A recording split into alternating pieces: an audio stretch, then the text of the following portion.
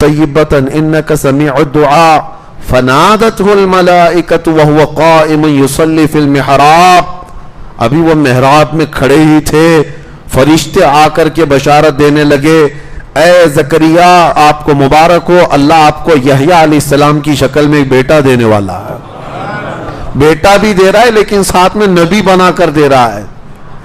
90 سال کی عمر میں حضرت زکریا علیہ السلام کو دعا تو کی ہے لیکن پھر تعجب خود کرتے ہیں. قال ربی انا یکون لی ولد، مجھے بیٹا کیسے ہو سکتا ہے. انا یکون لی غلام وکانت امراتی عاقر، میری بیوی تو بوڑھی ہو گئی ہے، سن ایاس کو پہنچی، یعنی جس کی ایام حیض ختم ہو جاتے ہیں. سن ایاس جس کو کہتے ہیں عورتوں کی عمر اوپر ہو گئی. تو حضرت زکریا تعجب بھی کر رہے، میری بیوی کو بیٹا کیسے ہو سکتا ہے.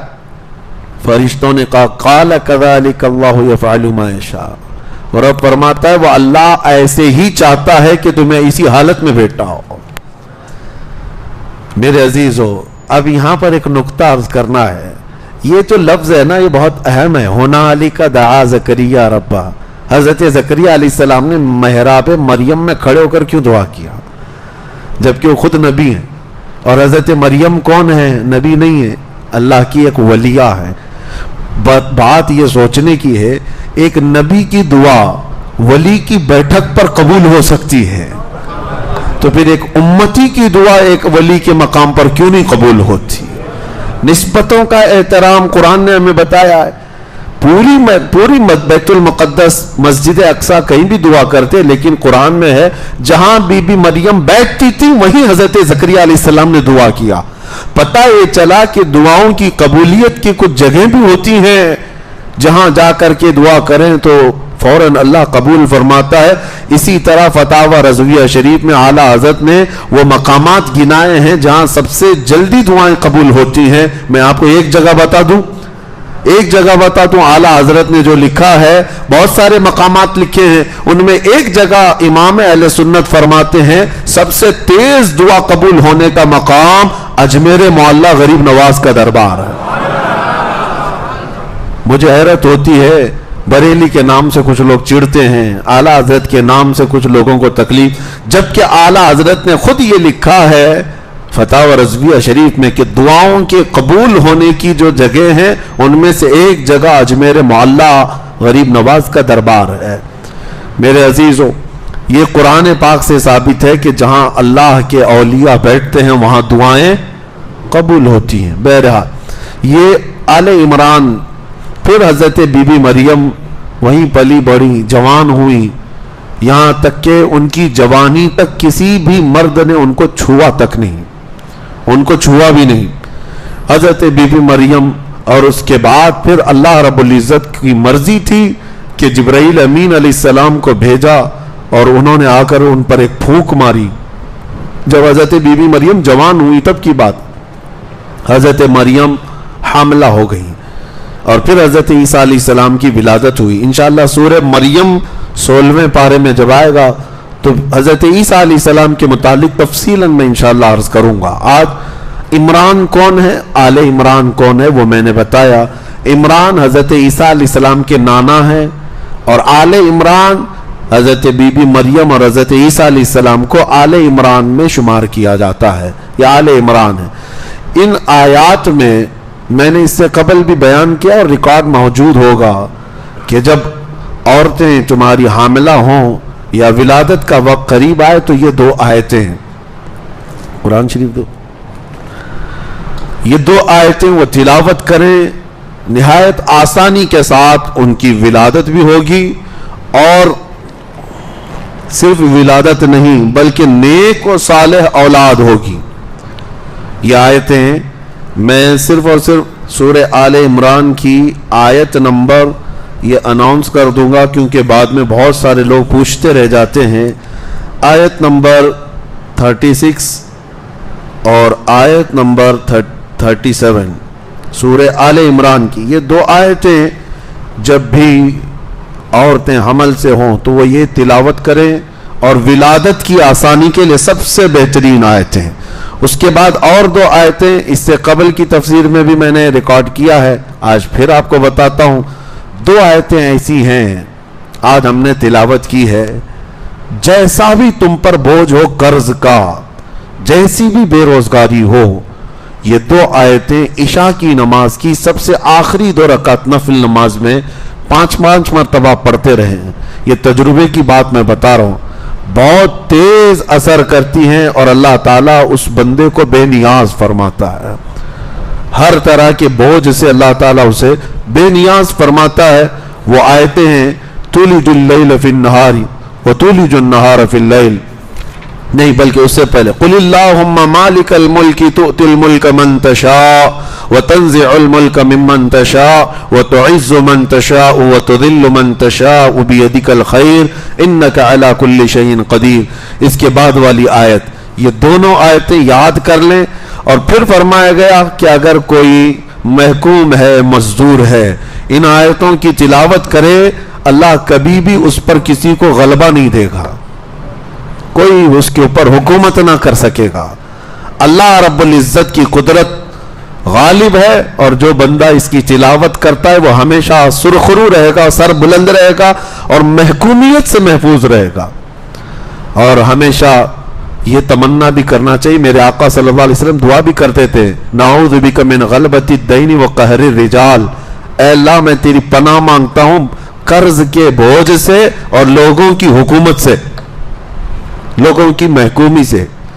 مجھے میرے والد گرامی نے یہ دعائیں تلقین بھی کی تھی، اور وہ فرماتے کہ میں نے کعبے کا غلاف پکڑ کر کے دعا کیا تھا کہ اے اللہ زندگی بھر مجھے کبھی کسی کی غلامی میں مت رکھ اور کبھی بھی لوگوں کی محکومی میں نہ رکھ۔ اسی لیے یہ وراثت میں مجھے بھی ملا ہے۔ میرے والد بھی بڑے عالم دین تھے اور زیادہ دن تک وہ بھی امامت نہیں کر سکے، 4-5 مسجدوں میں امامت کیے چند مہینوں میں، اور اس کے بعد بہت سارے آپ کو پتہ ہے عقل سلیم رکھنے والے لوگ حاکم بنتے ہیں امام کے اوپر، اور یہی محکومیت ہمیں پسند نہیں ہے۔ عالم ہے تو اللہ تبارک و تعالیٰ نے مسلح عطا کیا ہے، ہم کبھی یہ نہیں چاہتے کہ آپ کے اوپر حکومت کریں، لیکن ہم یہ بھی نہیں چاہتے کہ کوئی جاہل جو ہے عالم کو ہانکتا رہے۔ ہاں، کوئی جاہل عالم کو ہانکتا رہے۔ یہ میں آپ کو بتاؤں، ایک بہت بڑے بزرگ علامہ تقی الدین رحمۃ اللہ تعالی علیہ، ہمارے علاقے کے بہت بڑے پائے کے بزرگ ہیں، ولی ہیں، وہ ایک دارالعلوم کے صدر مدرس بھی تھے، پڑھاتے تھے۔ مدرس میں اور ایک مدرس تھے اور ایک عالم تھے، دونوں میں تکرار ہو گئی، بحث ہو گئی۔ حضرت تقی الدین رحمۃ اللہ علیہ اور ان کے، اب آپ کہیں گے کلیگ، ان کے ساتھ پڑھانے والے ایک اور عالم دین تھے، دونوں میں کچھ معاملات انبن ہو گئے۔ تو یہ بات چلنے لگی تو اب فیصلہ کرنے کے لیے کمیٹی والے آئے، دو مولانا لوگوں کا فیصلہ کرنے کے لیے کمیٹی والے آئے۔ تو جب حضرت تقی الدین رحمۃ اللہ علیہ کو یہ بتایا گیا کہ آپ کا یہ معاملہ صلح کرا دیا جائے گا، یا جس کو کہتے ہیں سیٹ آؤٹ کر دیا جائے گا، تو انہوں نے پوچھا کون آ رہے ہیں؟ کہا کہ صدر صاحب ہیں اور سیکریٹری صاحب ہیں، یہ آ رہے ہیں۔ اسی دن انہوں نے لیٹر اٹھایا اور استعفیٰ لکھ کر کے دیا، کہا جہاں گنگا الٹی بہ رہی ہو، علماء جاہلوں کا فیصلہ کرنے کی بجائے جاہل اگر علماء کا فیصلہ کرنے لگے تو اس جگہ رہنا ہی مناسب نہیں۔ اس کے بعد سے پھر وہ کبھی اس جگہ پر نہیں آئے۔ اور میرے آقا صلی اللہ علیہ وسلم نے فرمایا اذا وسد الامر الى غیر اہلی فانتظر الساعہ، جب دین کے معاملات جاہلوں کے ہاتھ میں جائیں تو انتظار کرو، قیامت بہت قریب آ چکی، بہت قریب آ چکی۔ اسی لیے میرے عزیزوں، ایک مشہور بات ہمارے سامنے آئی تھی، مسجد کی امامت کے لیے امام آتے رہتے، ممبئی میں تو بہت چلتا ہے، ٹیسٹ دینے کے لیے آتے ہیں، پہلے جمعہ پڑھائیں گے، پھر مغرب عشاء پڑھائیں گے، دیکھیں گے ان کی قرات کیسی ہے، تقریر کیسی ہے، اور ٹیسٹ کون لے رہا ہوتا ہے؟ جاہل لوگ دیتے ہیں۔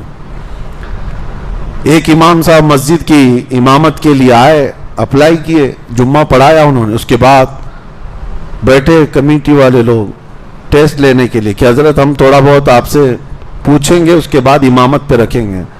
کہا ٹھیک ہے پوچھئے۔ تو صدر صاحب نے پوچھا قیامت کی نشانیاں کیا ہیں؟ مولانا آپ بتائیے۔ انہوں نے کہا سب سے بڑی نشانی تو آپ ہی ہیں۔ قیامت کی پہلی نشانی یہ ہے کہ جاہل جو ہے علماء کا ٹیسٹ لینے لگ جائے. اس کے بعد وہ وہاں سے نکل گئے. بہرحال بات طویل نہ ہو جائے, یہ دو آیتیں یاد رکھیں. اللہ تبارک و تعالی ہمیشہ محکومی سے محفوظ رکھے, رزق ایسا دے کہ اللہ تعالی بے نیاز کر کے رزق عطا کرے, لوگوں کی محتاجی سے ہمیشہ محفوظ رکھے. اس کی دعا بھی کرتے رہو اور کوشش بھی کرتے رہو. اور پھر میں نے دوسری چیز کیا بتائی آپ کو, یہ سورہ عمران, آل عمران میں عمران کون ہے اور آل عمران کون ہے یہ بتایا. سیکنڈ نمبر پر میں نے کہا آیت مباہلہ. ایک آیت اس میں ہے عیسائیوں کا اور حضور پاک صلی اللہ تعالی علیہ وسلم کا. ایک بار اس بات پر مباحثہ ہوا کہ کون حق پر ہے. عیسائی کہتے تھے کہ ہم حق پر ہیں. نبی پاک صلی اللہ تعالی علیہ وسلم کو اللہ نے فرمایا اے محبوب آپ ان سے کہہ دیں اگر تم حق پر ہو نا فَقُلْ تَعَالَوْا نَدْعُوا أَبْنَاءَنَا وَأَبْنَاءَكُمْ وَنِسَاءَنَا وَنِسَاءَكُمْ وَأَنفُسَنَا وَأَنفُسَكُمْ, آؤ میں اپنے بیٹے بیٹیاں لے کر آتا ہوں, میں اپنی عورتیں لے کر کے آؤں گا, میں خود بھی آؤں گا, تم اپنے بیٹے بیٹیاں لے آؤ, تم اپنی عورتیں لے آؤ اور تم خود بھی آؤ, اور بیٹھیں گے ایک میدان میں. یہی مباہلہ ہے, ایک مناظرہ ہے, ڈیبیٹ کرنا. یعنی میں ایک دلیل دوں گا آپ ایک دلیل دیں گے, مناظرہ ہے. اور ایک ہے مباہلہ, اس میں بات چیت نہیں ہے, اس میں بیٹھے رہیں گے میدان میں اور دونوں دعا کریں گے. دونوں دعا کریں گے کہ اللہ جو جھوٹا ہے اس کا چہرہ کالا کر دے, یا کوئی نشانی. جیسے بہت سارے ہمارے بزرگوں نے مباہلے میں الگ الگ چیزیں اختیار کی ہیں. میں پہلے یہ حضور کا مباہلہ بتاتا ہوں. حضور پاک صلی اللہ علیہ وسلم نے عیسائیوں سے کہا آ جاؤ تم بھی آؤ میدان میں بھی آتا ہوں, اور ہم اپنے اپنے رب کو پکاریں گے. جس کا دین سچا ہوگا وہ حق اس کا ظاہر ہو جائے گا. عیسائی مان گئے, کہا کہ ٹھیک ہے. نجران ایک جگہ ہے, وہاں کے عیسائی تھے. اب حضور پاک صلی اللہ علیہ وسلم اپنے گھر سے نکلے اور ساتھ میں کس کو لیا؟ سیدہ بی بی فاطمہ الزہرا کو, امام حسن کو, امام حسین کو, اور حیدر کرار علی و مرتضیٰ کو. یہ پنجتن پاک کا قافلہ نکلا ہے اور نجران کی طرف. میرے عزیزوں, ناموں میں اتنا اثر ہے کہ آج بھی ہم دعا کرتے ہیں لی خمسۃ اطفی بہا حر الوباء الحاطمہ المصطفیٰ والمرتضیٰ وبناہما والفاطمہ. میرے پاس 5 نام ایسے ہیں جن سے ہر بری چیز کو اور ہر گرمی کو میں دور کر دیتا ہوں. وہ 5 نام کیا ہیں؟ ایک مصطفیٰ, ایک مرتضیٰ, ایک حسن حسین اور ایک فاطمہ. یہ 5 ناموں میں یہ تاثیر ہے. یہ پنجتن پاک کا قافلہ نکلا نجران کی طرف اور حضور پہنچ گئے. اہل حق ہمیشہ پہنچتے ہیں. نبی پاک صلی اللہ تعالی علیہ وسلم میدان مباہلہ میں پہنچے. عیسائیوں کو آنا تھا مقابلے میں, اور جو سب سے بڑا عیسائی پادری تھا وہ اپنے محل میں بیٹھا ہوا انتظار کر رہا تھا, آنے تو دیکھتے ہیں. اور جب حضور پہنچ ہی گئے تو ان کو پہلی بات تو یہ سمجھ میں نہیں آ رہا کیا یہ صحیح میں آ گئے, اور اس کے بعد دیوار پر چڑھ کر کے جھانکنے لگا کہ آئے ہیں تو دیکھ لوں پہلے. دور سے نبی پاک کے چہرے پاک کو دیکھا, اور ساتھ میں وہ ایسا منظر تھا کہ سورج جگمگا رہا ہو اور ساتھ میں چاند بھی ہو اور ستارے بھی ہوں. پھر اس آسمان کا کیا کہنا. اس نے دور سے دیکھا اور سٹپٹا گیا اور سارے عیسائیوں کو بلایا اور پکار کر کہا نادانو تم نے کس کو مباہلے کے لیے بلایا؟ دیکھ نہیں رہے وہ چہرہ؟ اور وہ عیسائی پادری کہتا ہے قسم خدا کی اگر میں مباہلے میں چلا جاؤں سامنے اور وہ نبی اگر اٹھا دے ہاتھ دعا کے لیے, قیامت تک کوئی عیسائی زندہ نہیں رہ سکتا. یہ کون کہہ رہا ہے؟ خود عیسائی پادری کہہ رہا ہے. کہا تم نے کس کو بلا لیا؟ حضور پاک صلی اللہ تعالی علیہ وسلم کے پاس وہ سرنڈر ہو گئے. کہا کہ ہمیں مباہلہ نہیں کرنا, آپ واپس تشریف لے جائیں. حضور پاک صلی اللہ تعالی علیہ وسلم واپس تشریف لائے. مباہلہ اسلام میں ہے لیکن ہونے کے چانسز بہت کم ہوتے ہیں, ہوتے نہیں. اس کی ایک وجہ ہے, سیدنا خالد بن ولید رضی اللہ تعالیٰ عنہ عیسائیوں نے ایک بار پکڑ لیا تھا اور کہا تم صحیح مذہب پر ہو, حق مذہب پر ہو, تو آؤ چلو ہم بھی ٹیسٹ کر لیتے. کہا چلو. حضرت خالد بن ولید کے سامنے جو معاملہ تھا وہ کیا تھا, عیسائی آئے اور ایک ایسا خطرناک زہر لا کر کے رکھا, ایسا خطرناک زہر جس کو چھونے سے چمڑی نکل جاتی تھی. اگر وہ زہر لگ جائے تو چمڑی نکل جائے گی، اتنا خطرناک زہر۔ عیسائیوں نے کہا کہ چلو اس زہر کو رکھتے ہیں اور ہم دونوں دیکھتے ہیں، اللہ کا نام لیتے ہیں۔ حضرت خالد بن ولید نے کہا یقین ہے مجھے، میں میرے رب کا نام لے کر زہر اٹھا کر پی لوں گا، تمہیں بھی پینا ہوگا۔ حضرت خالد بن ولید کو انہوں نے کہا ٹھیک ہے تم پہلے کرو۔ حضرت خالد بن ولید نے بسم اللہ الرحمن الرحیم پڑھا اور اٹھا کر پورا زہر پی لیا۔ وہ گھبرا کر بھاگنے لگے، کہا کہ یہ کون انسان ہے کیا؟ اور بہت دیر تک دیکھتے رہے کہ کچھ تبدیل ہوگا کہ نہیں ہوگا۔ کہاں سے تبدیل ہوتا؟ وہ خالد بن ولید سیف اللہ المسلول ہے۔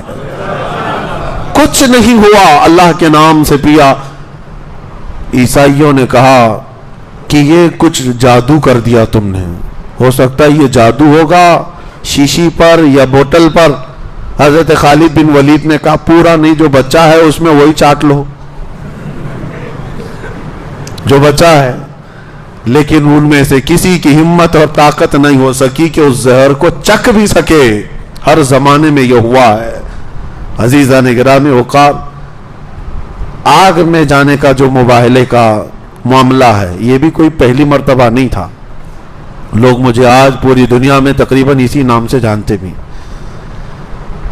نبی پاک صلی اللہ تعالیٰ علیہ وسلم کی عزت کی بات تھی، ہم نے مباہلے کا اعلان کیا تھا، اور ظاہر سی بات ہے کوئی پری پلان اور منصوبہ بندی نہیں ہوتی، یہ جذبات ہوتے ہیں، یہ ایمانی تقاضا ہوتا ہے۔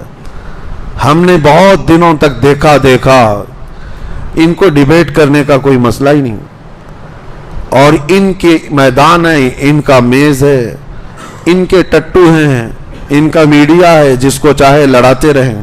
اس کے لیے ہم نے کہا تھا سیدھی سی بات ہے کہ آؤ میدان میں اترتے ہیں، کوئی میڈیا والا آئے نہ آئے، ہم بھی اتر کر کے آگ میں چلتے ہیں، تم بھی اتر کر کے آؤ، دیکھا جائے گا۔ میرے عزیزوں، یہ کوئی اس وقت کی کوئی لفاظی پکائی نہیں، الحمدللہ اس اعلان پر آج بھی میں برقرار ہوں، آج بھی آخری سانس تک ہم برقرار ہیں اس چیز پر۔ ہمارے دین پر ہمیں یقین ہے، مجھے میری ذات پر نہیں، میرے رب کی ذات پر یقین ہے، اور میرے نبی کے سچے ہونے پر ہمارے وجود سے زیادہ یقین ہے، ہمارے وجود سے زیادہ یقین ہے۔ یہ ضروری نہیں کہ ہم بہت پاکیزہ لوگ ہیں، بہت بڑے ولی ہیں یا پرہیزگار ہیں، نہیں، ہمیں ہماری طرف کوئی یقین نہیں ہے، لیکن اللہ کی ذات پر یقین ہے۔ یہ پہلی مرتبہ نہیں، سرکار مفتی اعظم ہند رحمۃ اللہ تعالی علیہ کے زمانے میں بھی اس طرح کا معاملہ پیش آیا، اور ایک بڑے بزرگ ہیں ابو مسلم خلانی، ان کے زمانے میں بھی ایسا معاملہ پیش آیا آگ میں اترنے کا، اور وہ اتر کر کے بھی دکھائے۔ حضرت مفتی اعظم ہند رحمۃ اللہ تعالی علیہ کے زمانے میں شدھی کرن ایک تحریک چل رہی تھی، گھر واپسی، بہت سارے لوگوں کو مرتد بنا رہے تھے لوگ۔ تب ایک بہت بڑے پنڈت اور سوامی کو انہوں نے چیلنج کیا تھا آگرہ کی سرزمین پر کہ ایک بہت بڑی کڑھائی تیل میں پک رہی تھی اور آگ لگی ہوئی تھی۔ مفتی اعظم ہند رحمۃ اللہ تعالی علیہ اور شیر بیش اہل سنت علامہ حشمت علی خان رحمۃ اللہ علیہ، یہ دونوں تھے، اور جو سوامی تھا، جو پنڈت تھا، وہ بکواس کیے جا رہا تھا، تو آپ نے اس سے کہا کہ اگر تو اپنی تمام باتوں پر سچا ہے تو آجا اس کڑھائی میں کود جاتے ہیں، یہ گرم کھولتا ہوا تیل ہے، یہ آگ لگی ہوئی ہے۔ اس نے سوچا کہ یہ مذاق میں کہہ رہا ہے مولوی، پھر انہوں نے کہا، کھینچ کر کے جب قریب لایا تو وہ تھر تھر کانپنے لگ گیا، کہا کیا حقیقت میں کرے گا یہ؟ یہی معاملہ سلطان الہند غریب نواز کی بارگاہ میں بھی ہے، آپ کے ساتھ بھی ہوا۔ ایک مرتبہ ایک پجاری بیٹھا ہوا تھا، آگ کی پوجا کر رہا تھا، غریب نواز رضی اللہ تعالیٰ عنہ نے رک کر کے کہا کہ ذرا اس میں ہاتھ ڈالو جو تمہارا خدا ہے۔ اس نے کہا یہ تو جلائے گی۔ کہا اتنے سال سے عبادت کر رہے ہو پھر بھی جلائے گی؟ تو سرکار غریب نواز نے جب یہ کہا تو پجاری نے کہا یہ سب فلسفہ، یہ منطق چلنا چھوڑ دو، آگ کا اثر ہے جلانا، وہ جلاتی ہے۔ غریب نواز نے فرمایا نہیں، آگ کا اثر جلانا ہے لیکن بغیر حکم خدا کے نہیں جلاتی، میرے خدا کے حکم کے بغیر نہیں جلاتی۔ تو اس نے کہا اگر تم اپنی باتوں پر اتنے پکے ہو تو تم ہی ہاتھ ڈال دو۔ اس کی گود میں ایک بچہ رکھا ہوا تھا، سرکار غریب نواز نے اس کا بچہ بھی اٹھا لیا اور خود آگ میں چلے گئے. بہت بڑی آگ تھی وہ, اور ایسے چلے گئے اندر. وہ واویلا مچانے لگا, چلانے لگا کہ یہ درویش گیا تو گیا, میرا بچہ بھی لے کے گیا. بہت دیر تک وہ باہر نہیں آئے. کئی لوگوں کو اس نے جمع کر لیا, بہت سارے لوگ دیکھنے آئے. کافی دیر کے بعد سرکار غریب نواز اس بچے کے ساتھ اپنا جبہ جھاڑتے ہوئے باہر تشریف لائے. کچھ بھی نہیں تھا. بچے کو لے کر کے اس نے دیکھا تو ماتھا بھی ٹھنڈا ہے, جسم بھی ٹھنڈا ہے, سب پکڑ کر کے دیکھو تو آگ کا کوئی اثر ہی نہیں. بچہ تو غریب نواز کا نہیں تھا, بچہ اسی کا تھا. سرکار غریب نواز رضی اللہ تعالیٰ عنہ نے ثابت کر دکھایا. آگ میں وہ حقانیت ثابت کرنے کے لیے, اپنی کرامت نہیں, اللہ کی وحدانیت اور اسلام کی حقانیت ثابت کرنے کے لیے گئے اور واپس آئے. لیکن ساتھ میں یہ بھی بتا دیا جو ان کے دامن سے وابستہ ہوتا ہے, وہ چاہے کسی کا بھی بچہ ہو, اللہ اسے بھی محفوظ رکھتا ہے. اسی لیے ہمارے نعرے کیا ہوتے ہیں؟ غوث کا دامن, یہ بولتے ہیں نا خواجہ کا دامن. کیوں کہتے ہیں ہم؟ اسی لیے کہ ان دامنوں سے لگے رہیں گے, دنیا کی آگ سے بھی محفوظ اور آخرت کی آگ سے بھی انشاءاللہ محفوظ رہیں گے. یہ آیت مباہلہ. سیکنڈ چیز میں نے آپ کو بتا دی, مباہلہ کیا ہوتا ہے؟ مباہلہ حق کی اظہار کے لیے باطل اور حق کے درمیان ایک ایسا مقابلہ کہ دونوں اپنے اپنے خداؤں کو پکارے ہیں اور اللہ رب العزت حق کو ظاہر فرماتا ہے. تیسری چیز میں نے آپ کو کہا, محمد صلی اللہ تعالیٰ علیہ وسلم اللہ کے رسول.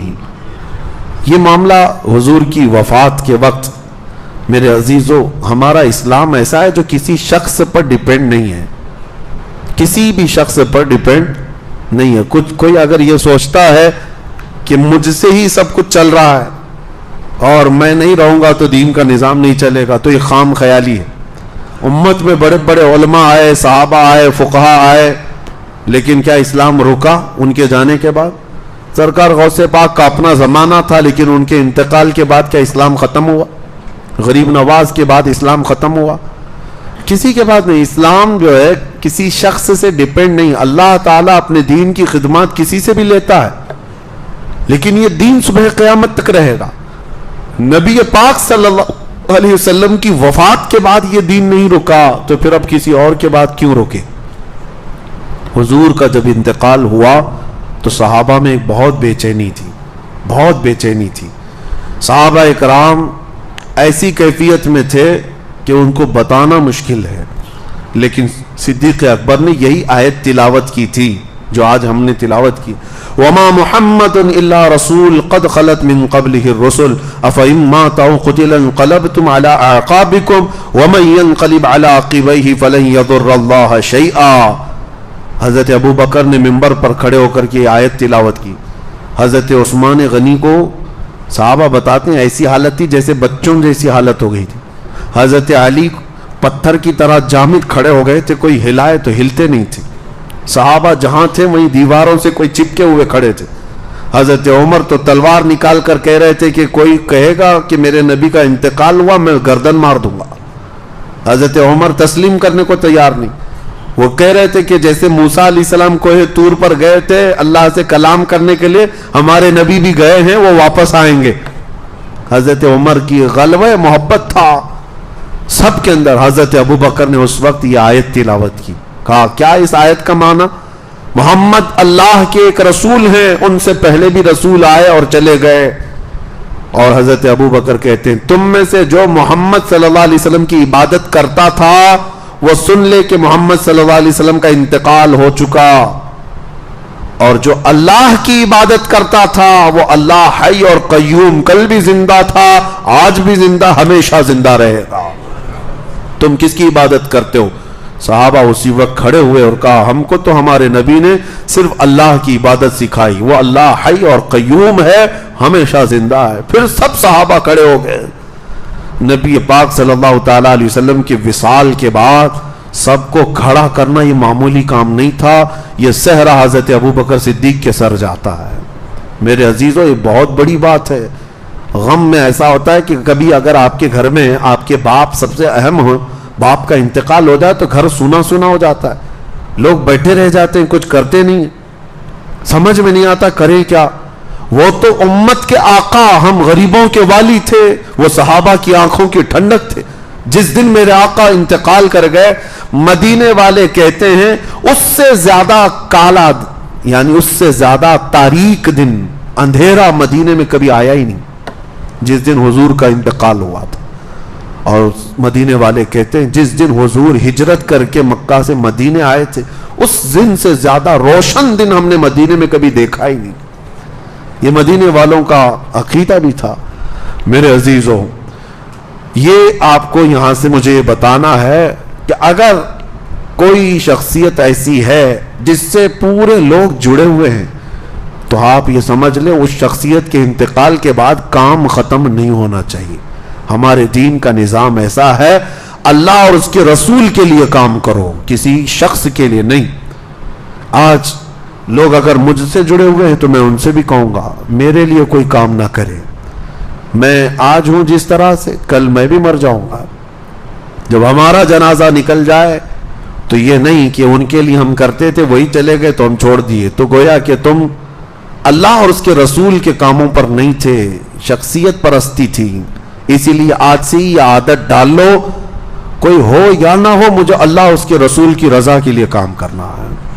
یہ اس آیت سے میں آپ کو پیغام دیتا ہوں. آخری چیز، سورہ نساء میں جو احکام آئے عورتوں کے لیے، اللہ نے فرمایا فَانْكِحُوا مَا طَابَ لَكُم مِّنَ النِّسَاءِ، عورتوں میں سے جو تمہیں پسند آ جائے ان سے نکاح کر لو. نکاح بہت ضروری ہے نوجوانوں. میرے آقا نے فرمایا نکاح کے بعد ایمان کمپلیٹ ہو جاتا ہے. نکاح، اور اسی میں اللہ نے فرمایا کہ نکاح کرو، اگر تم فقیر بھی ہو تو اللہ اپنے فضل سے تمہیں غنی بنا دے گا. یہاں تو لوگ سٹینڈ ہونے کے چکر میں پتہ نہیں بڑھاپا نکال لیتے ہیں. ابھی میں سیٹل نہیں ہوا، شادی کب کرنا ہے؟ ابھی سیٹل نہیں ہوا. سیٹل کب ہوگا؟ ابھی سٹینڈ نہیں ہوا. تو کیا ایک پاؤں پہ کھڑے ہیں؟ ابھی چلتے پھرتے ہیں، سب کچھ ہے، کھاتے پیتے ہیں، لیکن ابھی سیٹل نہیں ہوئے. اور سیٹل ہونے کے چکر میں ایک بات آپ کو میں بتا دوں، کبھی سیٹل نہیں ہوتا آدمی. کبھی جو دماغ میں چل رہی نا وہ چیزیں کبھی نہیں آتی. اسی لیے نکاح کی اگر عمر ہو گئی ہے تو نکاح کر لیں. ابھی میں آپ کو بتاؤں، ایک نوجوان کا مجھے میسج بھی آیا. وہ بیچارہ شادی کا خواہش مند ہے اور نوکری ابھی بھی اس کو لگی ہے، اور وہ ہم سے تو کہہ رہا ہے. ہم نے کہا گھر میں بتا دو. کہا ابا ماریں گے. کیوں؟ کہا عمر ابھی 21-22 سال کی ہے، گناہ میں پڑنے کا اندیشہ مجھے بہت زیادہ ہے. میں نے کہا بیٹا اسلام کا یہ فریضہ ہے، اگر اندیشہ ہے گناہ میں پڑنے کا تو نکاح فرض ہو جاتا ہے. فرض ہے، سنت نہیں، فرض ہو جاتا ہے. میں نے اس سے کہا کہ جاؤ گھر میں کہہ دو. تو 2-3 دن کنٹینیو سمجھانے کے بعد گیا اور گھر میں جا کر بولا کہ مجھے نکاح کی ضرورت ہے. جیسا بیچارے کا اندیشہ تھا باپ نے ویسا ہی کیا اس کے ساتھ. پھر اس نے کہا کہ میں حضرت نہیں کہہ رہا تھا کہ میرے باپ ناراض ہو جائیں گے، اب تو مجھ سے کہا ہے کہ تجھے گھر میں کھانا پانی بھی نہیں دیں گے، بہت ناراض ہیں. کہا شادی پر ناراض؟ کہا باپ کی مرضی سے شادی کرنا ہے، باپ کی مرضی سے شادی کرنا ہے. اس کے اندر کیا چل رہا ہے باپ کو کیا پتا ہے؟ میرے عزیزو، جو اگر باپ ہیں تو ان کو میں بتاتا ہوں، کسی کو زور زبردستی اس طرح روک کر مت رکھو، نہ بیٹیوں کو نہ بیٹوں کو. ان کی اگر عمر ہو گئی ہے تو ان کو اپنی زندگی نبھانے دے دو. کچھ لوگوں کو ایسا لگتا ہے کہ اتنی جلدی کر کے کیا کرے گا، اتنی جلدی گناہ کے اڈے قائم کرے گا تو فرق نہیں پڑے گا. شادی کر کے ایک اچھا معاشرہ تشکیل دینا چاہتا ہے تو اسے آزاد رکھو. بعض مقامات پر ہو سکتا ہے کچھ ماں باپ ان کے لیے سخت ہو جاتے ہوں، ہرگز نہ کریں. میرے آقا کا فرمان سنیں، 3 چیزوں میں تاخیر کرنا گناہ ہے. جب کسی کا انتقال ہو جائے تو جنازہ اٹھانے میں تاخیر کرنا گناہ ہے. جب نماز کا وقت ہو جائے تو تاخیر کرنا گناہ ہے. اور پھر فرماتے ہیں جب لڑکی بالغ ہو جائے تو اس کے نکاح میں تاخیر کرنا گناہ ہے. یہاں تو عمریں نکال دیتے ہیں لوگ اور بہت سارے اس کے لیے پتہ نہیں کیا کیا معاملات ہیں. بہرحال اس کو آسان بنائیں. اب یہاں پر ایک لطیفے کے طور پر ایک بات میں بتا دوں، آپ کو بھی سمجھا دوں. کل کو کوئی بیٹھ کر کے آپ کو پٹی پڑھانے کی کوشش کرے تو یہ بات یاد ہونی چاہیے. آیت ہے فَانْكِحُوا مَا طَابَ لَكُم مِّنَ النِّسَاءِ مَثْنَىٰ وَثُلَاثَ وَرُبَاعَ، تم میں سے جو عورتیں پسند آ جائیں نکاح کر لو، 2-2 3-3 4-4. یہ لفظ ہے.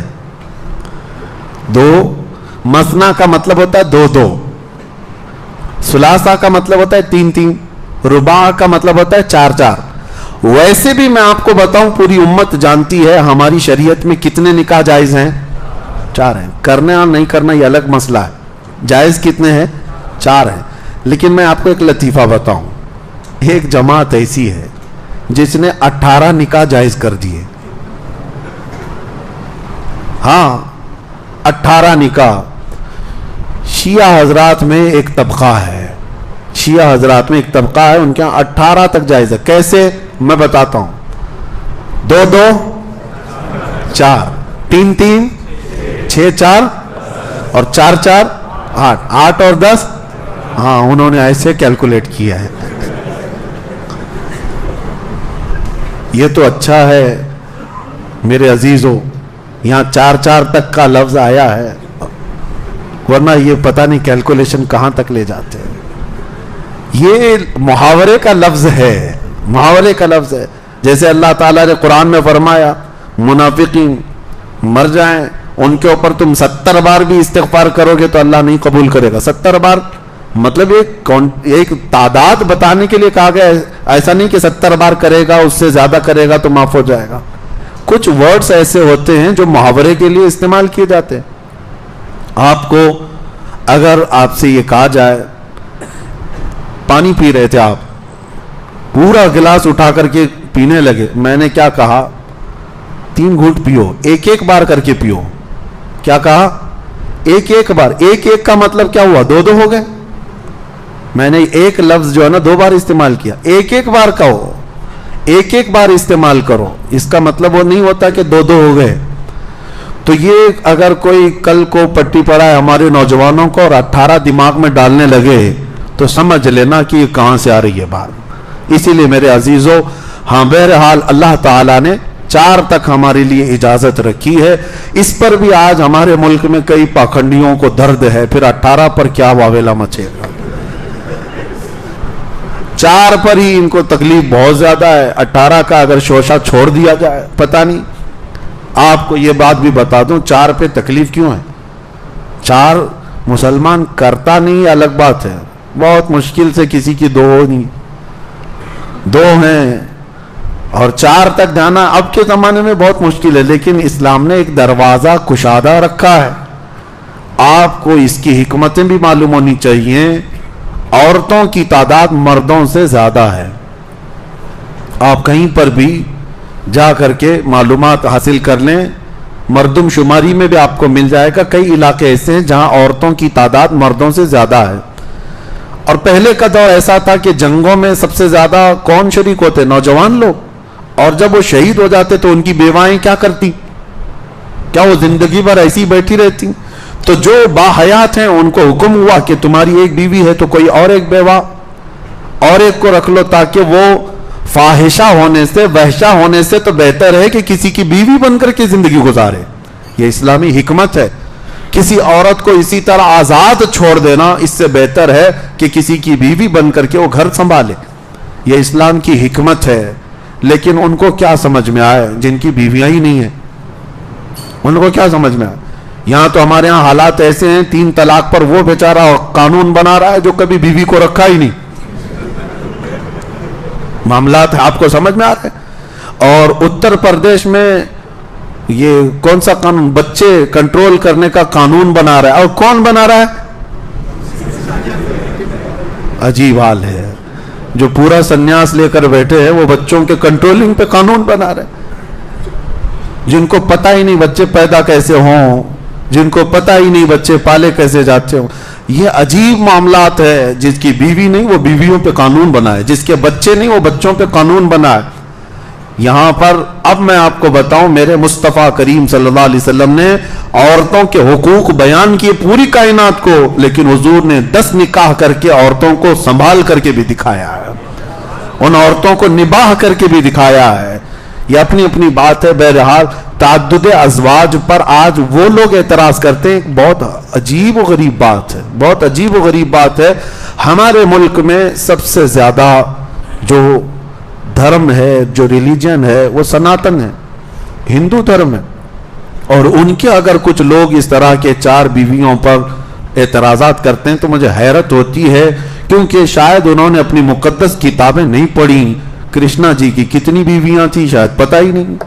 پتہ ہوتا تو کس طرح کی باتیں کرتے.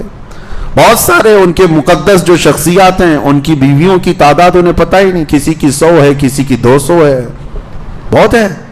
بلکہ مقدس کتابوں کی, میں مقدس کتابوں کی ایک روایت بتاؤں, 16,400 پلس کچھ بیویاں بھی ایک صاحب کی, یہ بھی موجود ہے. تو اس کو کیوں نہیں تسلیم کرتے؟ جب وہاں پر بھی ہیں یہاں پر بھی ہیں تو یہ سب باتیں چھوڑ دو. تعدد ازواج یعنی کثرت سے بیویاں کرنا اسلام ہی کی بات نہیں, ہر دین میں کہیں نہ کہیں یہ چیزیں پائی جاتی ہیں, لیکن ان کو بیوقوف بنانا ہے پوری دنیا کو اور اسلام کو بدنام کرنا ہے, اس لیے ٹارگٹ کرتے ہیں. بہرحال آپ خوش رہیں, اللہ تبارک و تعالیٰ نے آپ کو سب سے پاکیزہ دین عطا فرمایا ہے. جب جب ضرورت ہو 1 کرو, 2 کرو, 3 کرو اور 4 کرو, کسی کا کوئی ٹینشن نہیں ہے, کسی کو سوچنا نہیں ہے, اس لیے کہ پالنا ان کو نہیں ہے اور نہ آپ کو ہے. میرا مولا فرماتا ہے ہم تم کو بھی رزق دیں گے اور تمہاری اولاد کو بھی رزق دیں گے. اللہ رزاق حقیقی ہے. آخری چیز یہی تھی سورہ نساء کی, اور جو وراثت کے معاملات تھے وہ آپ کو تفصیل سے معلوم کرنا پڑے گا. وراثت کس کو کتنی ملتی ہے یاد رکھو.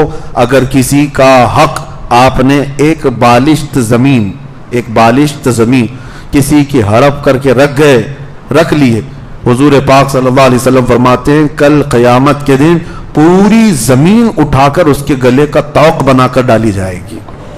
پوری زمین کا طوق بنا کر اس کے گلے میں ڈال دیا جائے گا, وہ گردن نہیں اٹھا سکے گا. تو یہاں پر جو وراثت ہے جس کی ہے وہ فوری طور پر اس کی ادا کر دی جائے. کس کا حق ہے, پورا صفحہ ہے. یوصیکم اللہ فی اولادکم للذکر مثل حظ الانثیین. جب کسی کا انتقال ہو جائے, بیٹے ہوں بیٹیاں ہوں, تو بیٹوں کو 2 حصہ, بیٹی کو 1 حصہ. اس کے ماں باپ ہیں تو ان کو سدس ہے, 6واں حصہ ہے. اور پھر بیوی کو 8واں حصہ اگر اولاد ہے, اور اولاد نہیں ہے تو 4تھا حصہ ہے. سب کے حصے اللہ تعالیٰ نے اس میں بیان فرمائے ہیں. اور پھر قیامت کے دن کے خوف کے ساتھ بھی میرے آقا نے فرمایا اگر کسی نے کسی کا حق دبایا تو قیامت کے دن اس کو پوری نیکیاں دینی پڑ جائیں گی. اور پھر اگر پھر بھی حق پورا نہیں ہوا تو جس کا حق تم نے کھایا تھا اس کے گناہ اٹھا کر تمہارے اوپر ڈال دیے جائیں گے. اس لیے بہنوں کا حق ہے, ماں باپ کا حق ہے, بچوں کا حق ہے, بھائیوں کا حق ہے. کس کا حق ہے شریعت کی روشنی میں اسے ادا کر دو. اور لے کر کے بھی کتنے سال جیو گے, مرنا تم کو بھی ہے. اسی لیے دنیاوی لالچ میں آ کر کے آخرت تباہ نہ کرو. اللہ کریم ہم سب کو حقانیت کے ساتھ زندہ رہنے کی توفیق عطا فرمائے, شریعت مصطفیٰ کی پیروی کرنے کی توفیق عطا فرمائے, قرآن عظیم کی آیات بینات اور اس کے مفاہیم اور اس کی تفاسیر پر عمل کی توفیق عطا فرمائے. وآخر دعوانا ان الحمد للہ رب العالمین. السلام علیکم.